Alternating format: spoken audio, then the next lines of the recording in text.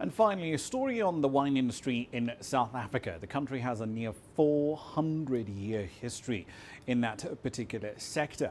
The large-scale planting of vines on a much larger scale, in fact, started in what is today known as Bishop's Court in Wynberg. And South Africa's winemaking tradition has been growing from strength to strength ever since. Today, the country exports over 400 million litres of wine a year. CGTN spoke to a winemaker who is inspiring agenda across the world. I've realized that I inspire women across the board.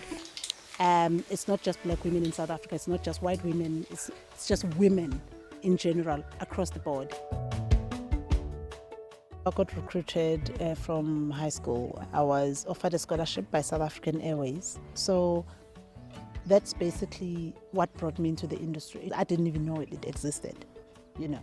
So for me, I wanted to study, and this was an opportunity to change my life and study. Delheim was the first place that I came to. When you came for an interview, they were like, "So do you know anything about wine?" And I was like, "I don't, but I'll learn." I remember the general manager here, it was unheard. He was like, "I'm going to a winemaker summit now, you're going to come with me." And I got all excited because I'm like starting to be a winemaker, so I'm going to go to the winemaker seminar, until I got to the door. And then there was one woman, one. And she was registering everybody. It was all white people, and they were speaking Afrikaans, which was the language I didn't understand. For me, what made me stay though is the fascination, the vibe in the cellar during harvest. It was like festivity during harvest. It was just fun. So I did my harvest overseas. I did my harvest in France, Italy, visited New Zealand, USA, just to understand the whole thing. And I was making sure that I built bridges. I met people within the industry. And I decided that my company is going to be named after my late grandmother, because she had been everything that a child could wish to have. So for me, she represented love in its totality. So I was like, the company is going to be called Aslina.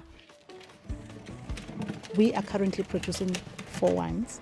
We've got a Sauvignon Blanc, Chardonnay, Cabernet Sauvignon, and a Bordeaux blend called Umsasane. Umsasane, which is the acacia tree, an iconic tree in Africa. But the reason for it to be a bottle is because it's my grandmother's nickname. So that one is a double dose of grandma.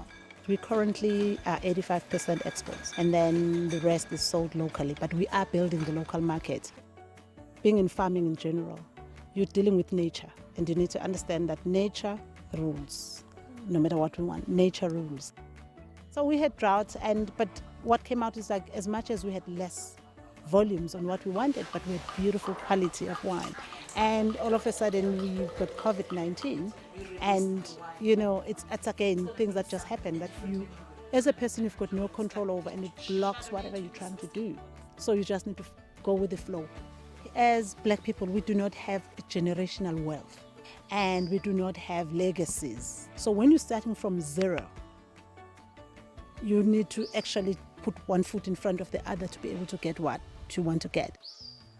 So I need to work hard, sell the wine, make the wine, sell the wine. And from there, as the company grows, then I can start looking at actually at getting land to be able to have my vineyards and have a winery. I get some of my grapes at Delheim, and then somewhere in Stellenbosch in different farms. So I work with different farms. We became more than just colleagues, we became friends over the years, and that's how Ntsiki sort of grew into being part of our family business. It's been quite a difficult journey, I think, for Ntsiki to actually step into an area where she was an outsider, and it's still probably for females more difficult in a male world to play the game that they do. I've realized that I inspire women across the board. It's not just black women in South Africa, it's not just white women, it's just women in general across the board. We all have same struggle. We're fighting to be seen, we're fighting to be heard. So for me, it is important as a woman to say, you know what, I've walked the path. So any woman can walk the path.